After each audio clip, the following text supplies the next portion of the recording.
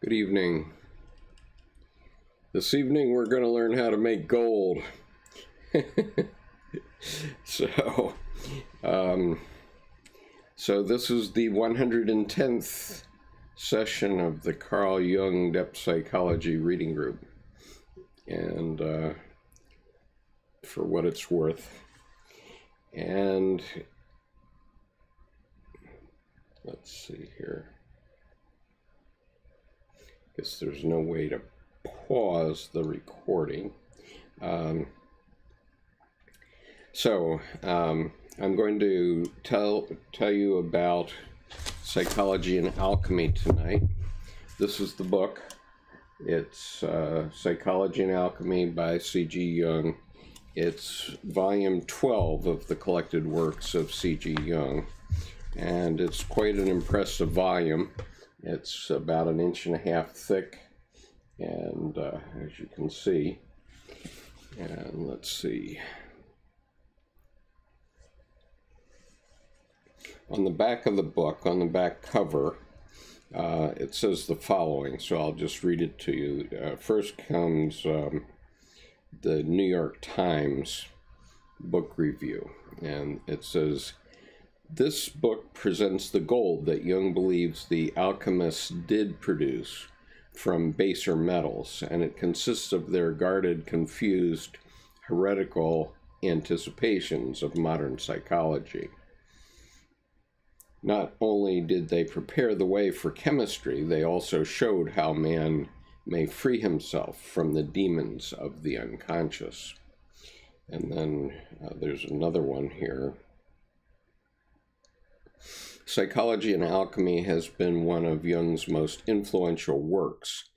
In a prefatory note, he says, quote, 'In this present study of alchemy, I have taken a particular example of symbol formation, extending in all over some 17 centuries, and have subjected it to intensive examination, linking it at the same time with an actual series of dreams recorded by a modern European, not under my direct supervision, and having no knowledge of what the symbols appearing in the dream might mean. It is by such intensive comparisons as this, and not one but many, that the hypothesis of the collective unconscious, of an activity in the human psyche making for the spiritual development of the individual human being, may be scientifically established. The volume includes 270 illustrations, drawn largely from old alchemical books and manuscripts, many of which were in Jung's personal collection. Those readers of Psychology and Alchemy who believe that medieval and modern alchemy was only a misguided effort to transform base metals into gold, or at best a crude preparation for scientific chemistry, will experience a great and probably bewildering surprise. For even most of those who are more or less familiar with the early history of science and the importance of alchemy in it will no doubt never have dreamt of the psychological implications, which are at least as fascinating as alchemy itself." And that is a quote from a magazine called Thought. Good evening, Thomas.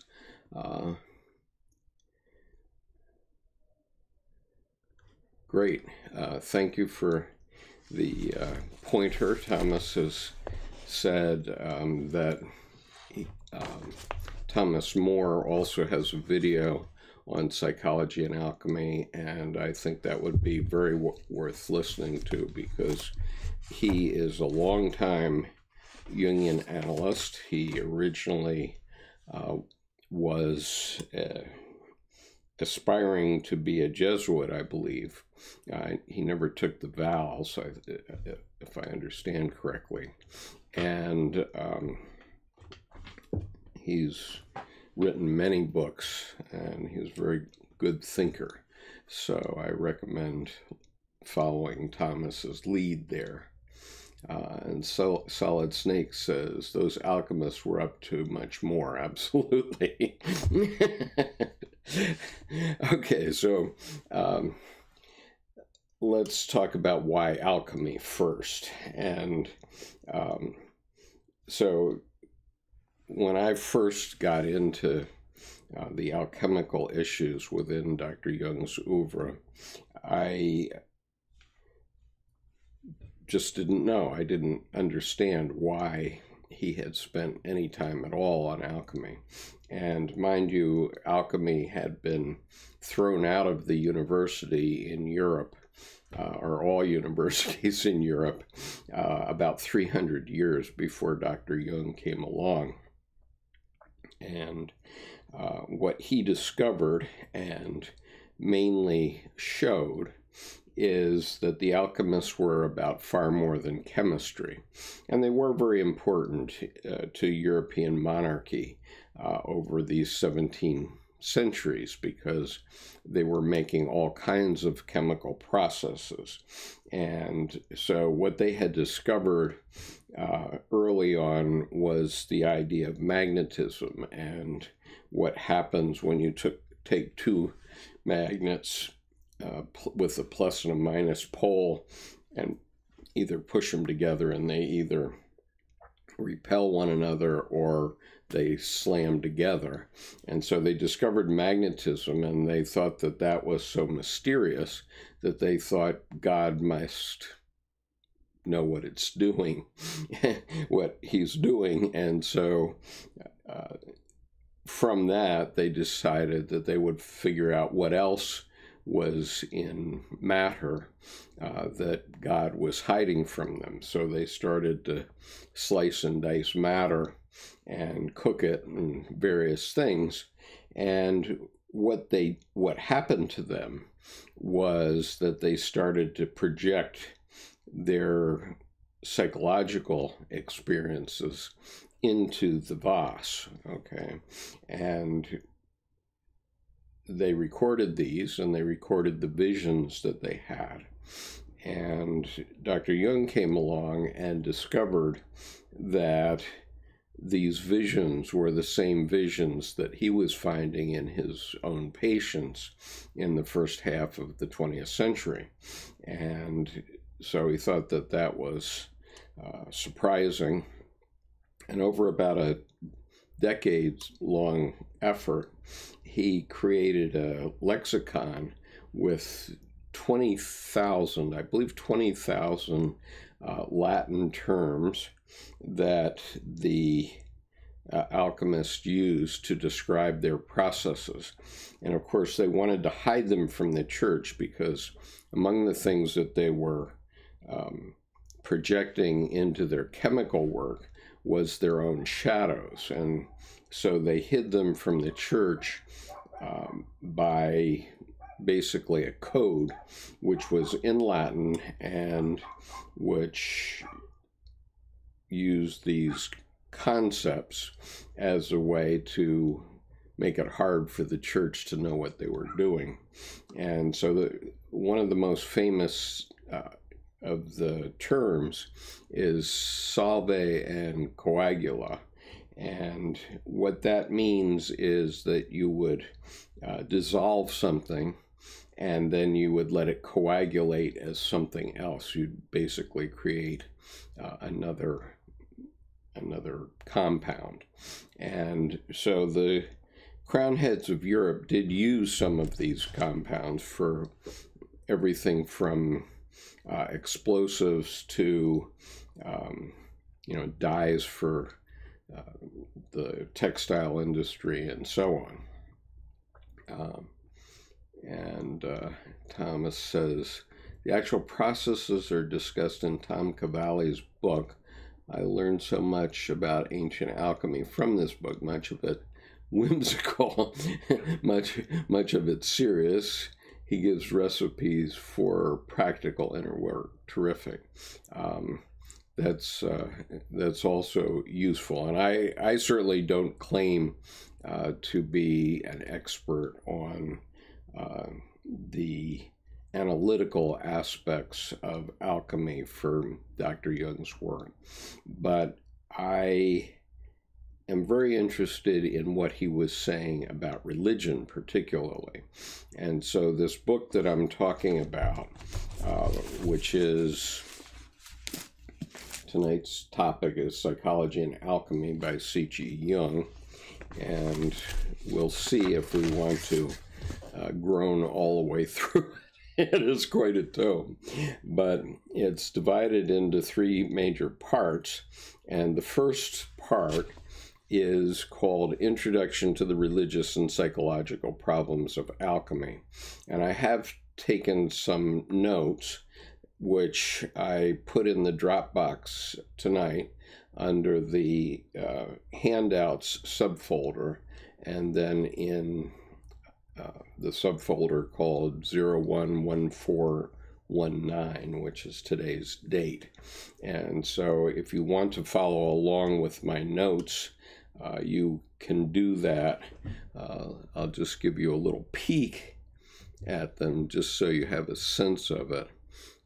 I tried to set it up so that I could do it, have them right in the video, but it would have been a trade-off. I would have had to take myself out of the scene, and so I'll just momentarily put this note up just so you see what I'm talking about. So if you look in the Dropbox, you're going to find this full 3 pages, which I started with tonight, which is only about actually paragraphs 1 through 12, and actually only paragraphs 6 through 12. This is quite complex material, and of course I'm happy to discuss it in any way you want. I'm trying to think of this session, this Monday night session, as more of a discussion among us rather than it being a hard and fast teaching by me. And but I'm prepared to do a teaching if that's the way it's going to have to work. And it seems that we have to do it this way on YouTube rather than on Zoom, because when we tried to move over to Zoom, nobody came. So I decided to stay back here on YouTube so that we would have more listeners. But in any case, I'd rather this be sort of a discussion of your concerns, and maybe your concerns as they come up in the context of the discussion that I'm prepared to do, and we'll see how it goes.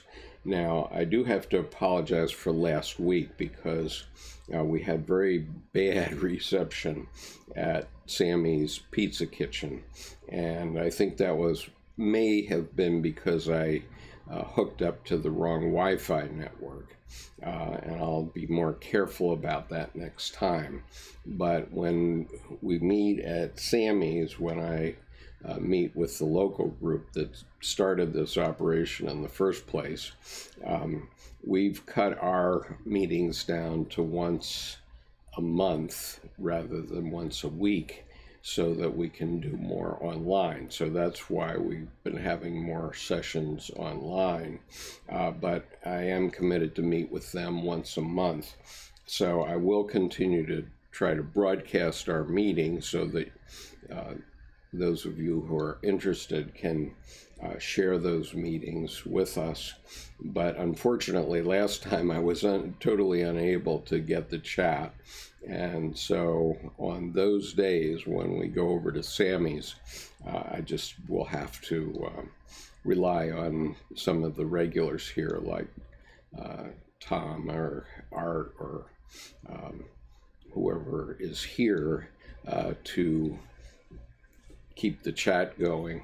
If I'm unable to see what people are saying, I will afterward try to respond to chat comments on the replay in the comments section below the video, and hopefully that will be the best way to handle it. And so one of the surprising things about, well, let's talk about what alchemy is about. First of all, you're not going to learn how to make gold. I think I saw a documentary recently that someone in the UK did manage to make something like an ounce of real gold, but he had to spend like $500,000 on equipment to achieve that, and it wasn't really worth the effort. And so it is apparently possible, what the alchemists intuited, that you could make gold from base metals. And obviously the universe does that all the time in the furnaces of dying stars. And they don't have any equipment. but what we're talking about here is the psychological gold, and maybe you could think of it as happiness. I saw a footnote here in the last day or so in which Thomas Aquinas said that, God is happiness, and there's an element of that in what God is about. And just for your information, if you don't know, the last 2 days I've been reading from this book, the Red Book Liber Novus, the Reader's Edition by C.G. Jung. And in the last section of the Red Book, there is the 7 sermons to the dead. And these are very, very interesting active imaginations that Dr. Jung did. The first one, Sermon 1, really explains what the pleroma is, and then Sermon 2 relates to, is there a God, or is God dead, and if not, where is he? And so that's interesting. And tomorrow I will read Sermon 3, which is also about the existence of God, and that's another one that's extremely interesting, and especially for people who have fallen out of Christianity or whatever other religion. And so I'll leave it to you to go take a look at those readings in the next couple of days. And so the basic idea of alchemy from a psychological point of view is that our psyche is an alchemical vase. In other words, the vase is the cauldron in which the alchemist mixes his metals or his other potions, whatever they are, and they mix together and they produce a new product. And so think of our psyches as an alchemical vase in which we bring new ideas in, mix them around, and something new comes out in terms of how our life works. And one of our local members, Des, she was coming for a couple of years, saying that after our session she was going home and having, her mind was just spinning with all the new ideas that were going on in her psyche. And I certainly can relate to that, because I find that these ideas are very, very intense, and I think that what they do is they hypnotize me sometimes, where they're so complex that my mind just is overwhelmed, which is what happens in a hypnotic induction. And some of you may have seen the outtake of me where I just fall asleep in the middle of a reading, and it's because of that. So if you find yourself falling asleep while reading Dr. Jung's work, and I often keep a volume open so that when I wake up in the night and I can't get back to sleep, I read a page or two and it just helps me go back to sleep. And so, but if you find yourself going to sleep, you're not alone. And so what I can't do the work for you in terms of reading the book for you, except to the extent that I'm doing readings of it. But and I have read paragraphs 1 through 43. I don't know when I'll go farther. That's the first section. And the first section is called Introduction to the Religious and Psychological Problems of Alchemy. So what were the alchemists working on from a religious and psychological perspective? And then the next section, which is very interesting, I've read it several times because it appears in other Jungian works, is a series of dreams from the Nobel Prize-winning physicist Wolfgang Pauli. And Dr. Pauli came to Jung when he was in his late 20s, and he was looking for a path. He was very confused about life at that time. This was in the late 20s. And Dr. Jung sent him off to work with one of his colleagues to begin with.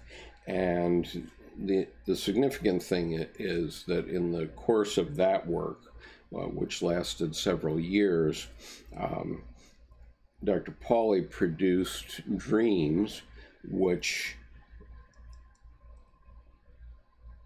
were images from medieval alchemy. And he could not have known that because Dr. Jung was not his analyst. He wasn't cueing him at all.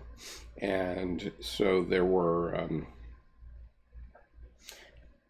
actually 1,000 dreams, I believe, that Dr. Pauli produced over a period.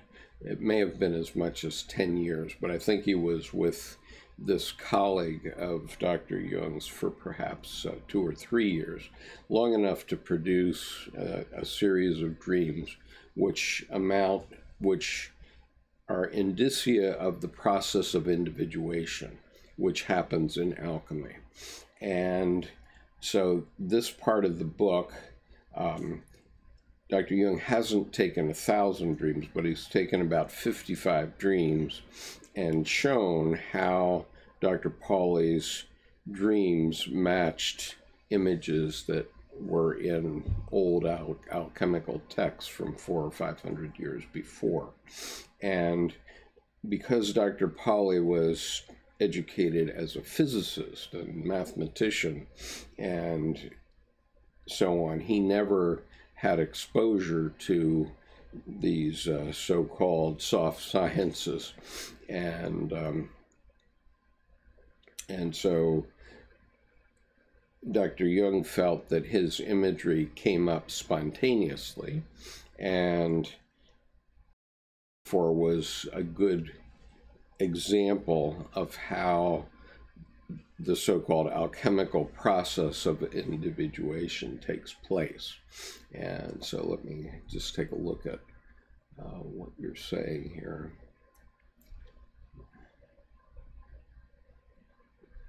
Dirk says, man, I love this channel. Well, thank you, Dirk. Solid Snake says, I found this interesting alchemy providing some missing aspects of Christian doctrine that were not adequately emphasized precisely, and that's one of the things we're going to talk about tonight. Thomas says, I've wondered about the philosopher's stone for a long time, not as a real rock to change metals into gold, but what it might mean on a metaphysical psychic level, the lapis philosophorum. And Dr. Jung felt that it was a symbol of the self, and so it was an equivalent of Christ, actually. And he discusses that at great length in Ion, which we've been reading in the advanced reading group. And so if you're interested in those things, we do have now, I think, 36 members of the advanced reading group, although most watch the videos in replay, but we have a few that also can participate with me on Zoom each week. And so we are within a couple of weeks of finishing Ion. So there's an entire seminar about Ion that we've been working on for 7 months, already in the advanced reading group Dropbox, and then probably in late January or early February. I guess now we probably ought to think in terms of early February.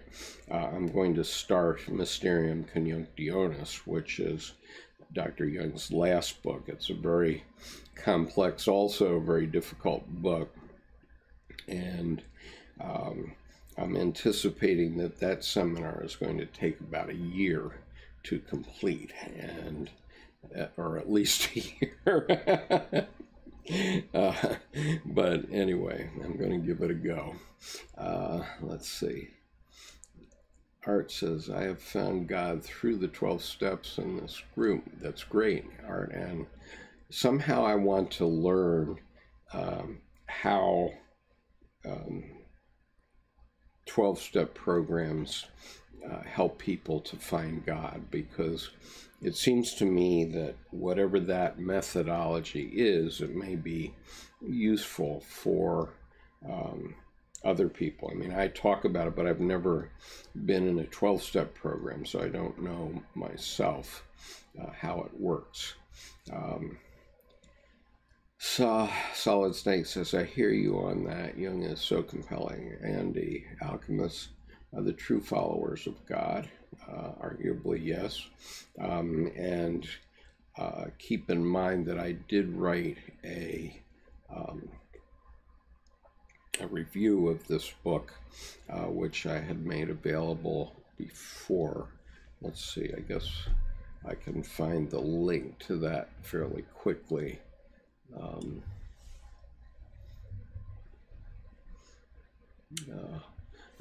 I'm not going to do it because it's going to be too diverting.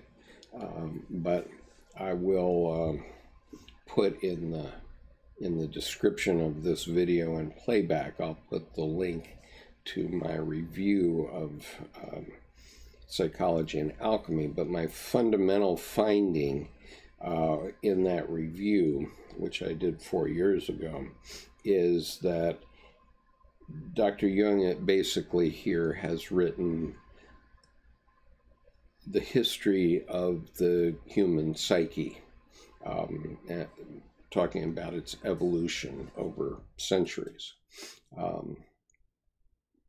And so Miles says, Thomas Aquinas, God is happiness. Happy requires happenings. I can't find happenings dependable or always that meaningful. I guess that depends on the situation and the terrain. And Andy says, Wolfgang Pauli's mother said his ideas of atomic duality were of the devil. I wouldn't be surprised. She was dealing with a genius, I think. Andy says, eventually he checked into a mental home, and that's where he met Jung. I'll check out Ion a bit more. It's a big old book. Yep. Ion is a big old book, and it's very challenging because when you get to chapter 5, which is called Christ as a Symbol of the Self, it challenges everything that you ever knew about Christianity and about Christ and in Christianity. And so I've read it a number of times, and it's only when I forced myself to teach it in this seminar that I could really grok it. And so I've done my best to make it accessible for others. And whether everything I say in there is correct or not, it's the best I can do as a layman. And the object is to stimulate your ideas. It's not to say that I'm always right. Dirk says 12 steps. You go to meetings and meet people more insane than you and have to search for God because everyone is toxic. Okay. You know, I think that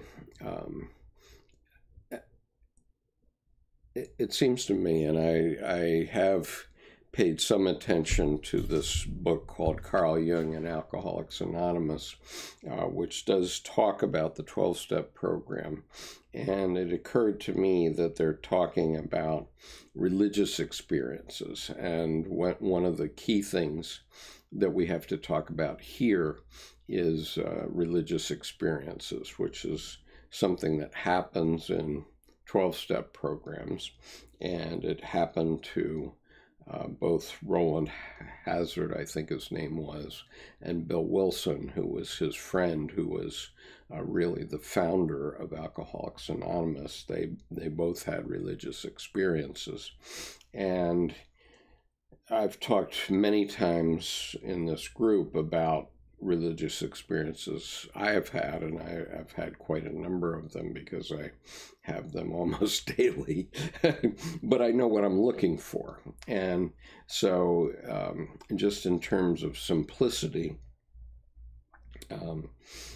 let me give you a couple of examples, okay, because I heard Paul Vanderklay talking today, and he was talking about rationality, the logos versus empiricism and experience, and the kvetch of the Catholic Church against the Gnostics was that they were having direct experience, and the Catholic Church wanted to interpose itself between humans and God, which proved to be quite a profitable endeavor over the centuries.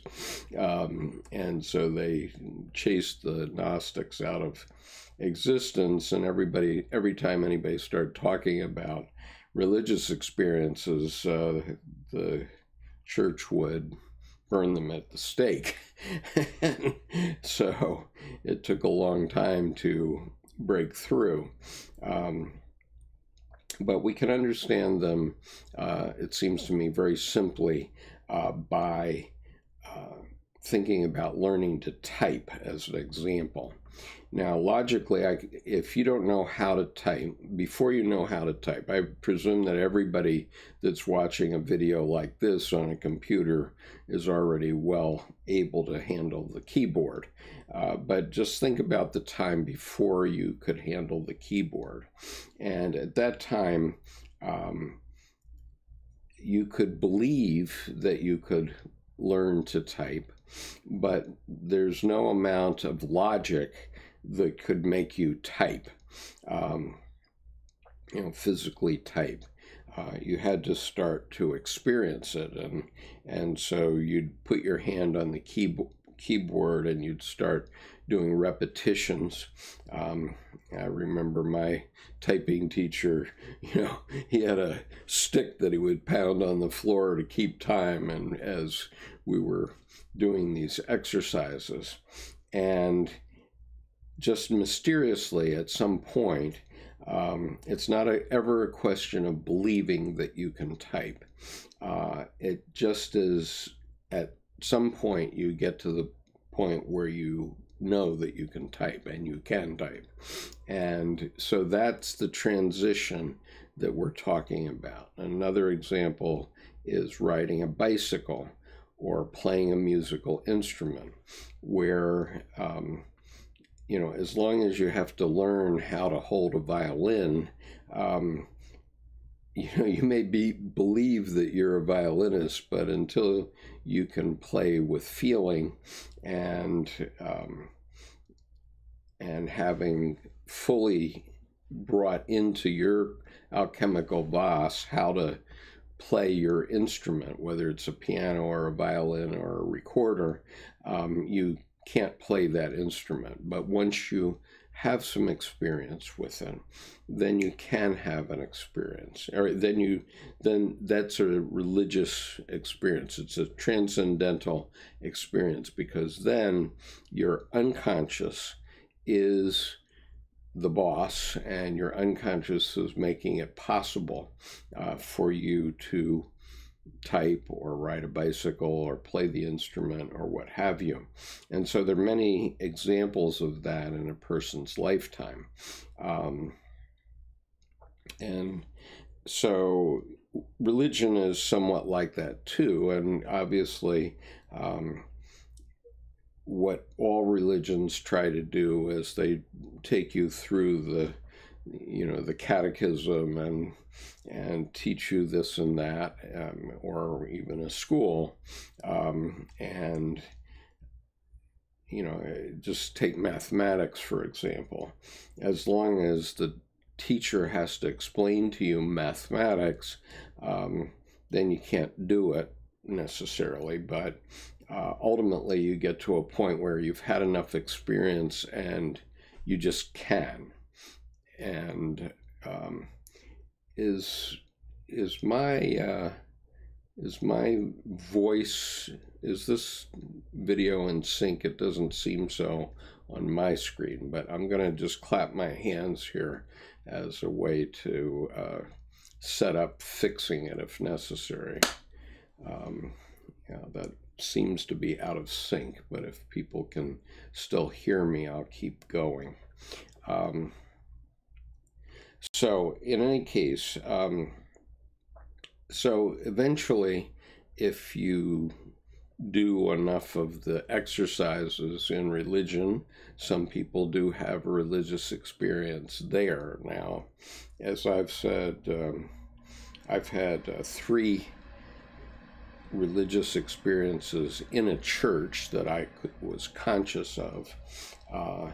Only one of those was during services. The other 2 were when I was in the church alone. And